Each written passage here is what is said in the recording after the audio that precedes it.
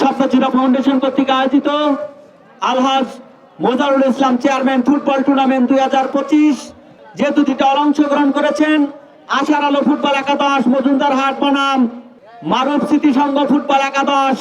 কোন দলই কিন্তু গোল নামক সেই সোনার হরিণটাকে লুফে নিতে পারেনি। অর্থাৎ আশার আলো ফুটবল একাদশ 0, মারুফ স্মৃতি সংঘ হাজিরবাজার ফুটবল একাদশ 0। যাও পাল্টাপাল্টি আক্রমণ, এ পর্যায়ে আক্রমণ মারুফ স্মৃতি সংঘ, দেখা যাক কেরি করার চেষ্টা, কিন্তু রাজ সেখান থেকে বোধিত করলেন আলতো করে। এবারে কিন্তু ডিবক্সের সামনে গোল হওয়ার সম্ভাবনা কিন্তু না, সতীর্থ কোনো খেলোয়াড় না থাকার কারণে বিপদ হলেও হতে পারত আশার আলো ফুটবল একাদশ। আবারও আশার আলো ফুটবল একাদশের ডান প্রান্ত দিয়ে আক্রমণ করার চেষ্টা সজোরে বাড়িয়েছেন, বিপদ হলেও হতে পারত। সেখান থেকে আবারও ক্লিয়ার 10 নম্বর জার্সি পরিত খেলোয়াড় একরন্ত বিপদ কাটিনি, লম্বা করে কিক, সেখান থেকে হেড করে আবারও ক্লিয়ার করলেন। সেই সাথে বল চলে গেল পশ্চিম বাসরকার বাইরে। আবারও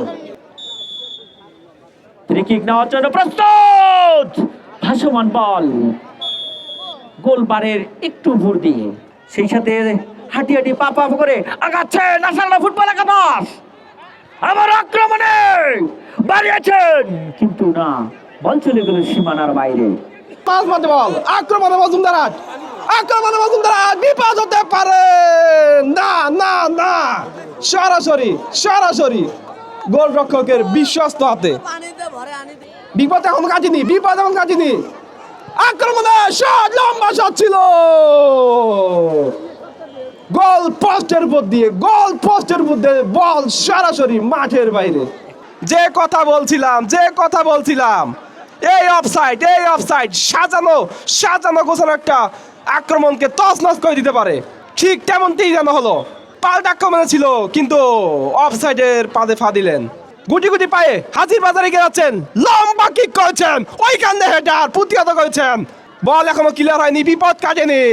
আক্রমণে পাল্টা আক্রমণে মজুমদার হাট, বল পেয়েছেন, ফাঁকা এদিকে না, রেফারি লম্বাবাসী। ও অফসাইড। কি করলেন, রীতিমতো সাজানো একটা আক্রমণকে তছনছ করে ফেললেন। দূরপাল্লা শট ছিল এবং সরাসরি গোলকিপারের হাতে থ্রো করলেন। ওখানে হেড, আক্রমণে মজুমদার হাট, সেই সাথে নির্ধারিত সময়ের খেলা শেষ।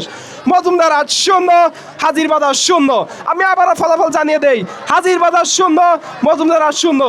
আগামীকাল যে দুটি দল হাই ভোল্টেজ ম্যাচ, আগামীকাল যে দুটি দল মুখোমুখি হবে জুলাই যোদ্ধা সিসাবাজার চৌরাস্তা এবং মসজিদের পার মালিবাড়ি।